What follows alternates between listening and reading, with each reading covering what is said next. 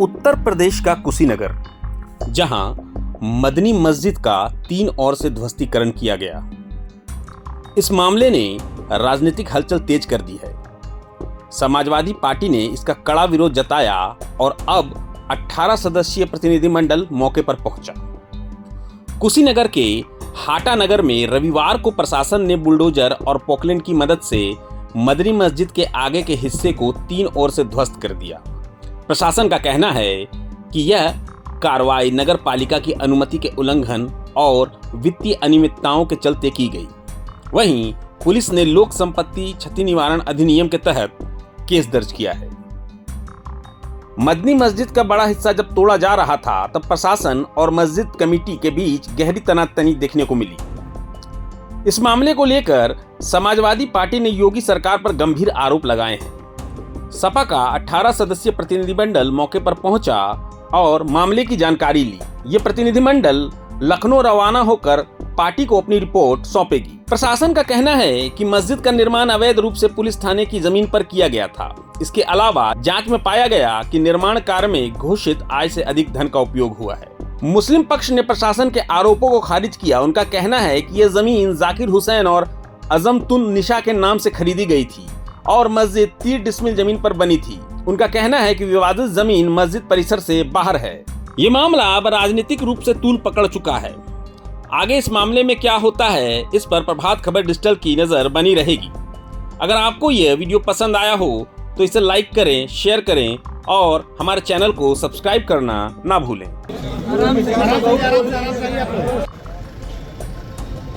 अवैध मस्जिद निर्माण तो इनका आगे चल के हुआ, लेकिन इनके गतिविधियां जो मस्जिद निर्माण की थी 93-94 से ही शुरू थी और तभी से मैं इसका विरोध कर रहा हूं, तभी से मैं लड़ाई लड़ रहा हूं। थाने, तहसील, नगर पालिका में एप्लीकेशन मेरा तभी से जारी है देना।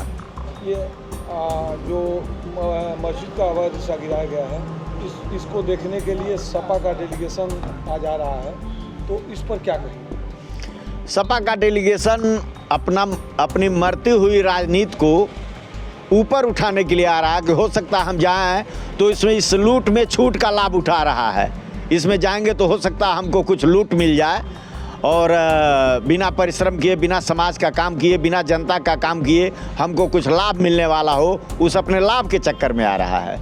सपा के कई नेताओं का कहना है कि यह जो है दंगा कराने की साजिश सपा प्रशासन की थी। सपा ने ऐसा आरोप लगाया, क्या कहेंगे इसमें? 2017 के बाद उत्तर प्रदेश में दंगों की स्थिति देख ली जाए और जब सपा बसपा की सरकार रही उस समय दंगों की स्थिति देख ली जाए। बाहर मत जाइए, आप हाटा में केवल जाकर के थाने का रजिस्टर उठा के देख लीजिए। सपा बसपा की सरकारों में कितनी बार यहाँ कर्फ्यू लगा और इन लोगों के कारण कर्फ्यू लगा। आज पूरा हाटा अमन चैन से रहता है, यहाँ कोई दंगा कोई बवाल कभी नहीं होता है।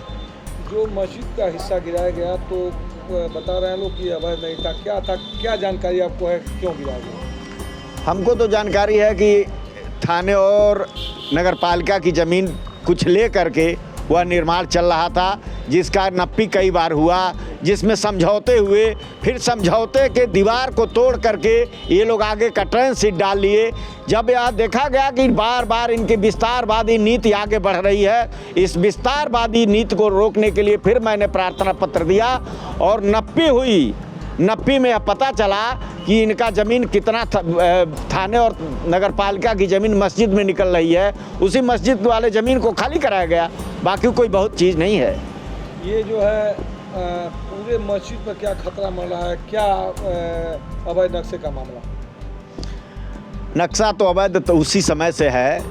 इस मस्जिद की का जो नक्शा है, जो इनकी योजना है, उस योजना में और नक्शे में बहुत भिन्नता है, छेड़छाड़ किया गया है। जितना इनका नक्शा पा रहा है, बोल रहा है, उससे बड़ी उस नक्शे के आधार पर ये ज़मीन अपना कब्जा करके और अपना निर्माण कराए हैं, जो पूरी तरह से अवैध है। नक्शा ही खारिज है इनका। एक बात और सामने आ रही है कि जब योगी आदित्यनाथ जी 1998 में मायावती सरकार थी, यहाँ सभा कर रहे थे, उस समय भी कुछ बवाल हुआ था, क्या मामला था? 2009 में योगी जी की एक सभा हुई थी, 98 में तो बाजार में सभा हुई थी। जो 2009 में उनकी सभा हुई थी, उस 2009 के सभा में यहाँ हाटा के कुछ फिरके वाले लोग जिनको सभा बर्दाश्त नहीं हो सकी उसमें उनको गाली गुप्ता दिया गया, लाउड स्पीकर लगा के गाली दिया गया, काली झंडे दिखाए गए और उनके विरोध में तमाम नारे लगाए गए, गालियां दी गई। यहाँ की जनता ने देखा, आम पूरे क्षेत्र के लोगों ने देखा, शासन प्रशासन मीडिया के लोगों ने लिखा भी था। तो क्या उसके बाद ही उसमें भी मस्जिद का मामला उठा था? अवैध मस्जिद का क्या मामला था? वो मामला भगता में एक शिव स्थापना मंदिर को लेकर के ये मामला था और एक पीपल का वृक्ष है उसके अगल बगल चबूतरा बनना था, उसका मामला था। उस मामले में बसपा की सरकार ने भगत छपरा के निरीह लोगों पर रात में लाठियां बरसाई थी और आम जनता वह सड़क पर सो करके तरा इमाम चिल्ला रही थी। हम लोग हिंदूवादी संगठनों के लोग पहुंच करके उनके घाव पर मलहम लगाए। फिर जोगी जी की उसके बाद उनसे मिलने की योजना थी, उन गांव वालों से मिलने की उन्होंने इच्छा जाहिर की, उनको बुलाया गया था। उसी बीच में एक सभा थी, उस सभा में इतना उत्पात हुआ कि जोगी जी उनसे मिल न सके और प्रशासन ने उनको यहाँ से गोरखपुर वापस कर दिया। क्या पहली बार जब सांसद बने थे योगी आदित्यनाथ जी तब आप लोगों ने मस्जिद का मामला उनके सामने उठाया था, तो क्या कहे थे? मस्जिद के मामला उनके सामने उठाया गया था, उनको हम लोग एक प्रार्थना पत्र दिए थे। वो कहे इसकी लड़ाई आगे तक लड़ी जाएगी और जो सही होगा, जो कानून का काम जितना होगा उतना करेगा। आप लोग निश्चिंत रहिए, इस लड़ाई को मैं आगे तक बढ़ाऊंगा। और एप्लीकेशन में दिया, उनको याद दिलाया और उन्होंने इस पर कार्रवाई करने का शासन प्रशासन को निर्देशित किया कि देखिए इसमें सही गलत क्या है, नप्पी करके जो सही हो होना चाहिए। वहाँ के लोगों को मैं गया था अभी संभल, जो वहाँ पर जानकारी हुई कि 20,000 लोग घर से इसलिए भाग गए थे कि नाम चार का नाम जद देते हैं और 800 जो है अज्ञात कर देते हैं। अज्ञात में जिसको चाहें उसको बैठा करके पुलिस जो है वसूली करती है। अगर वसूली पूरी नहीं होती है तो उसको केस में डाल देती है। तो इससे आप लोग बचिए, आपका शोषण न हो सके, आपको त्रस्त न किया जा सके। एक तरफ से कानून हाथ में लिया जा रहा है तो उसका जवाब हम लोग कानून से देने का पूरा प्रयास, यही हम कहेंगे। आराजी नंबर 208 है, उसकी पैमाइश हुई और पैमाइश में जो बैनामा था उस बैनामे के मुताबिक इसका निर्माण हुआ।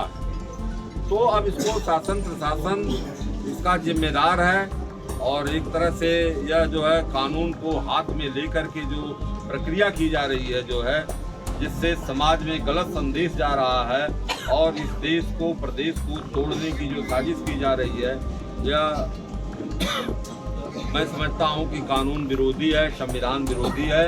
और हम लोग इस पर जो है राष्ट्रीय अध्यक्ष जी से बैठ करके हमारा प्रतिनिधिमंडल हमारे बीच में जो है आपके सांसद जी जो है पालेश्वर यादव जी आए हुए हैं, हमारे रमाशंकर त्रिपाठी जी आए हुए हैं, जो है हमारे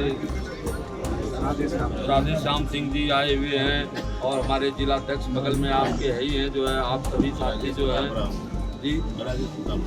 जी। तो ये